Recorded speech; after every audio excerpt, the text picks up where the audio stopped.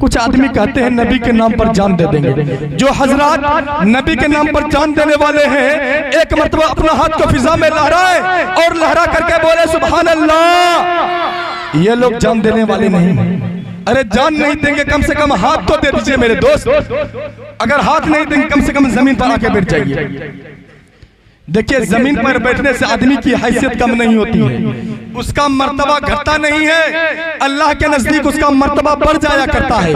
हजरत अली का नाम आपने सुना होगा, दामाद पैगंबर हजरत अली हमेशा जमीन पर बैठते थे। लोग उनसे पूछते थे कि हजरत आप हमेशा जमीन पर क्यों बैठते हैं? हजरत अली फरमाया तक करते थे कि जमीन पर बैठने वाला आदमी गिरता नहीं, तख्त पर बैठने वाला आदमी गिर सकता है, सोफे पे बैठने वाला आदमी गिर सकता है, छत पे चढ़ने वाला आदमी गिर सकता है, लेकिन जो जमीन पर बैठता है वो कभी नहीं गिर सकता है।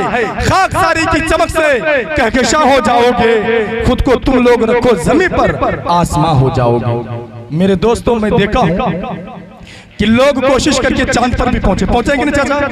चांद पर कुछ दिन पहले पहुंचे कि नहीं? अगर नहीं पहुंचे हाथ उठाकर बताए नहीं पहुंचे। चांद पर भी पहुंच गए, लेकिन ये लोग कोशिश करके जमीन तक नहीं आ सकते। अरे इतना तो कर ही सकते हैं मेरे दोस्त। आप अब तक खड़े हैं तो थोड़ा सा बैठ जाए। देखिए, मैं बहुत धीरे धीरे समझ में आने वाली चीज हूँ। मेरी निजामत का दरवाजा एक तरफ खुलता है, यानी अंदर से बाहर की तरफ, बाहर से अंदर की तरफ नहीं चलता है।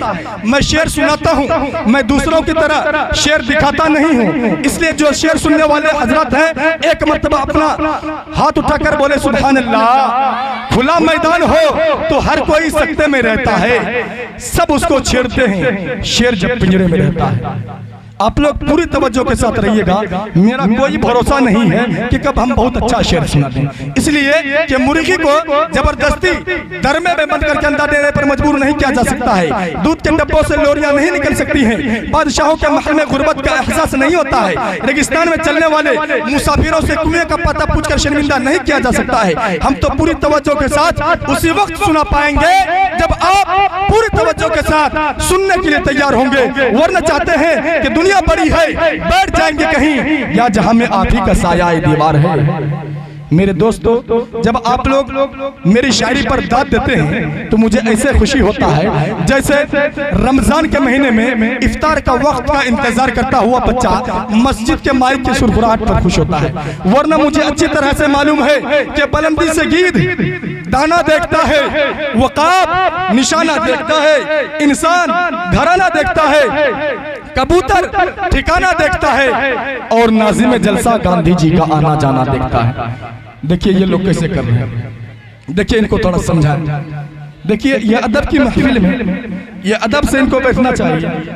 बताइए, एक मर्तबा जो है एक लड़का गया एग्जाम देने के लिए, एग्जाम दे करके आया, रिजल्ट निकला तो अब्बू से जाकर के कहता, अब्बू सदर साहब का बेटा फेल हो गया। बोला तुम्हारा क्या हुआ? बोला सेक्रेटरी साहब का बेटा फेल हो गया। बोला तुम्हारा क्या हुआ? बोला अब्बू खजांचियों का बेटा फेल हो गया। बोला अरे बकलोल, हम तुमसे पूछ रहे हैं कि तुम्हारा क्या हुआ?